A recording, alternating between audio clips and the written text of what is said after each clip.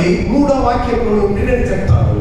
అదేంటంటే నా ఆమె కీర్తనీయుడైన యెహోవాకు నేను మొరపెట్టగా. 3వ మాట ఏంటంటే దేవా నేను నీకు మొరపెడుతున్నాను. అందరూ చెప్పండి. మొదటిది యెహోవా నేను నిన్ను, రెండవది యెహోవా నేను నీలో, మూడవది యెహోవా నేను నీకు. అందరూ ఉన్నారా? నేను ఎగ్జామ్ పెట్టాలా? I love you Lord, I trust you Lord, I call upon you Lord.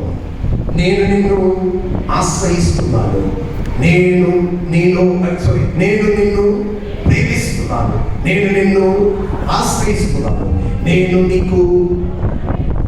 సరే, ఇప్పుడు మీరు చెప్పాలి, ఈ 3 వాక్యములు మీరు దేవుని చూసారా? చూసారా? చూడలేదా? చూసారా? మీరు మిమ్మల్ని చూసారా? చూసారా? చెప్పండి, అంత ధైర్యం లేదా? ఇది ఎవరు రాశాడు? ఇది ఎవరు రాశాడని నేను చెప్పాడు. ఎవరు రాశాడు? చెప్పాలి గట్టిగా. దావీదు బ్రతికి ఉన్నాడా? ఇప్పుడు ఏరున్నారా? అంతే చాలు.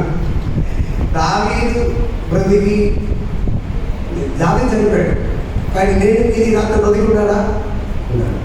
దేవుడి రాత్రి బ్రతికి ఉన్నాడా? సజీవుడికి ఉన్నాడా?